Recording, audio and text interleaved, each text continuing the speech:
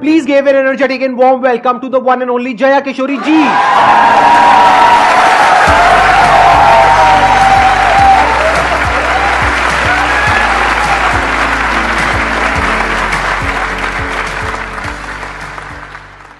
इनकी स्माइल में इतनी पॉजिटिविटी है, आई थिंक इनको कुछ बोलने की जरूरत ही नहीं है। अगर ये पूरे सेशन में यहाँ पर सिर्फ बैठ करके स्माइल करती रहे तो आई थिंक ये सेशन बहुत अच्छा हो जाएगा।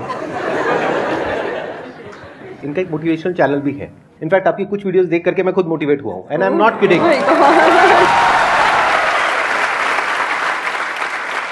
तो मैं पर्सनली आप सबको रिकमेंड करूंगा कि एक बार आप जा करके देखिए इनकी जो मोटिवेशनल वीडियोस है, और आप सबको बहुत कुछ सीखने को मिलेगा और बहुत अच्छा लगेगा।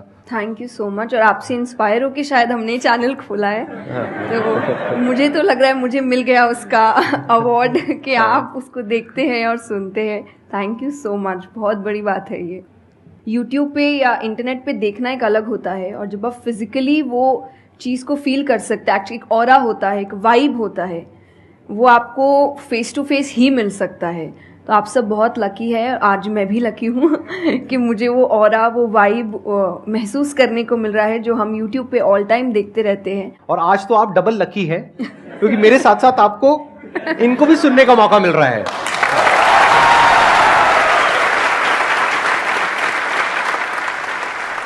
आपके मन में जो भी क्वेश्चंस है, जैसे भी क्वेश्चंस है, आप इनसे पूछ सकते हैं। First of all, thank you very much for giving me this opportunity. I want to ask you कि like आपने ये क्यों चूज किया कि you want to go into spirituality, कि मुझे इस चीज में ही जाना है?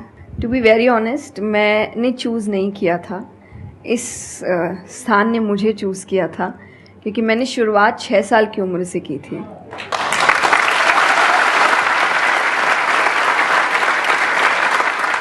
उसमें आपको पता ही नहीं होता है कि करियर क्या होता है, काम क्या होता है। तो मैंने कुछ भी सोचा नहीं था, मेरे सामने चीज़ें आती गई, मुझे अच्छी लगती गई और मैं करती गई। और इसीलिए मैं हमेशा कहती हूँ अपने अंदर के बच्चे को ज़िंदा रखिए, क्योंकि वो कभी भी ये नहीं देखता इससे मेरा फ़ायदा होगा, या उसको अच्छी लगती है चीज़ और वो करता है। तो मैंने वो बचपने में मुझे वो चीज़ अच्छी लगी और मैंने उसको किया, और फिर अपने आप ही सामने चीज़ें आती गई, चाहे फिर वो भजन आए, फिर कथा आई, मोटिवेशनल सेशंस आए, जो जो सामने आता गया और जो जो मुझे लगा कि मेरे बस की बात है, मैं कर सकती हूँ, वो मैंने किया। और फिर मुझे पता ही नहीं चला कि कब सिचुएशन कहाँ हो गई। जब मुझे समझने का मौका मिला कि चलो कुछ बनते हैं, मैं ऑलरेडी बन चुकी थी।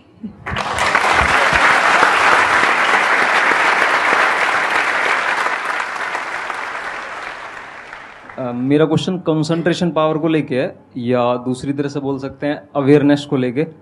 जैसे किसी भी काम पे जो ध्यान लगाने की कैपेबिलिटी होती है वो डिफर करती है पर्सन टू पर्सन। मुझे पूछना था क्या कोई इसका बायोलॉजिकल बेसिस भी है, या सिर्फ प्रैक्टिस पे डिपेंड करता है कि किसी की प्रैक्टिस थोड़ी कम है और किसी की ज़्यादा?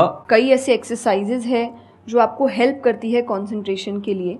तो जो मैं एक्सरसाइज फॉलो करती हूँ वो लिसनिंग प्रैक्टिस है, कि मैं सोने से पहले या सुबह उठ के कुछ देर 5 मिनट्स 10 मिनट्स मैं बिल्कुल शांत माहौल में और मैं साउंड सुनने की कोशिश करती हूँ। और ऐसा माना जाता है कि जिस दिन आपको 5 से ज़्यादा साउंड सुनने लग जाए, और 5 का मतलब हुआ कि ऐसा नहीं कि आपके घर में टीवी और मिक्सी और सब चल रहा है तो आप कहे कि अरे भाई 5 साउंड सुनाई दे दिए, नहीं। जब शांति हो तो वो एक बहुत अच्छी प्रैक्टिस है जो आपके दिमाग को हेल्प करती है किसी एक चीज़ पर ध्यान लगाने के लिए। तो आप ऐसे कंसंट्रेशन पावर के एक्सरसाइजेज होती कर सकते हैं, और जो मैं करती हूँ मैंने आपको बताया, मैं रोज़ करती हूँ। अभी तक मैं 3 से आगे बढ़ी नहीं हूँ, लेकिन आई होप जल्दी 5 आवाज़ों से ज़्यादा सुनाई देने लग जाए।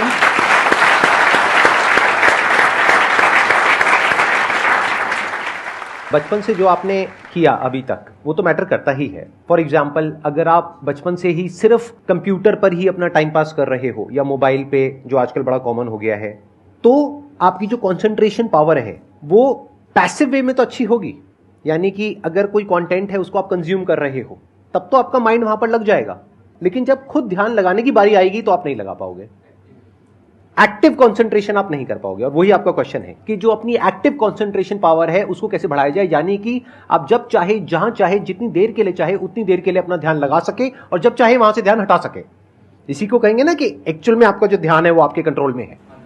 नहीं तो इतना कुछ है इस दुनिया में, वो तो सब खींचने के लिए तैयार बैठे हैं आपके ध्यान को, आपकी अटेंशन को। अगर फाइनेंशियली बात करी जाए तो आज की डेट में सबसे ज्यादा जो वैल्यू है वो आपकी अटेंशन की है। जितनी भी कंपनीज हैं उनके लिए सबसे इंपॉर्टेंट है आपकी अटेंशन। अगर आपकी अटेंशन आपके हाथ से निकल जाती है और उनके हाथ में चली जाती है तो वो हो जाएगा जो वो चाहते हैं, यानी उनको प्रॉफिट हो जाएगा, आपको नुकसान होता है हो जाए। तो अब सवाल उठता है उसको कैसे बढ़ाया जाए। चेस बहुत अच्छा तरीका है उसको बढ़ाने का। स्पोर्ट्स से आपकी कंसंट्रेशन पावर बढ़ती है। जैसे मुझे बैडमिंटन बहुत पसंद है, तो बैडमिंटन में सारा ध्यान कहां पर होता है?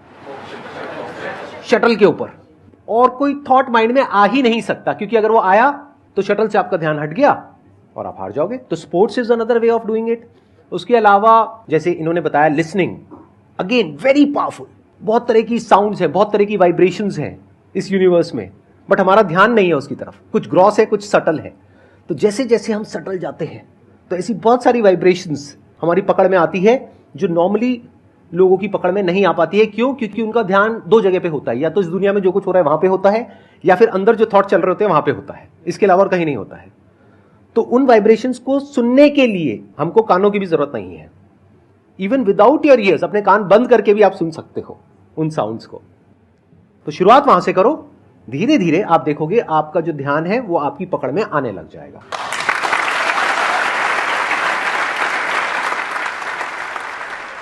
मेरा क्वेश्चन आपसे मतलब दोनों से ही है, वो ये कि हम लोग मतलब आज की सोशल मीडिया वाला ज़माना है तो हम लोग बहुत डिस्ट्रैक्टेड रहते हैं, और जब भी स्पिरिचुअलिटी की बात होती है फैमिली में, फ्रेंड्स में, तो सभी ये कहते हैं कि स्पिरिचुअल अभी होने की ज़रूरत नहीं है, करियर पे ध्यान दो, अभी कौन सा टाइम है, बाद में देख लेना। और हम लोगों के घरों में भी हम देखते हैं। तो मैम ये चीज़ कैसे, मतलब उनको कैसे समझाई जाए कि ये चीज़ कितनी इम्पोर्टेंट है और उसकी इम्पोर्टेंस क्या है?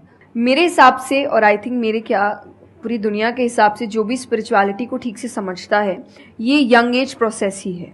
जैसे अगर आप रिलीजियस वे में भी सुने तो भगवान को हम कुछ भी चढ़ाते हैं वो फ्रेश होता है, प्रसाद है, फूल है, कुछ भी एक दिन दो दिन पहले नहीं होता। तो हम खुद इतने पुराने होके क्यों फिर अपने आप को चढ़ाते हैं?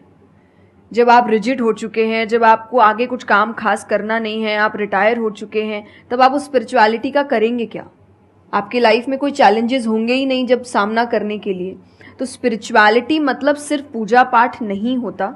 मंत्र, जैसा मैंने लिसनिंग एक्सरसाइज बताई, वैसे ही मंत्र चैंटिंग भी एक बहुत बड़ी एक्सरसाइज है कि आप मंत्र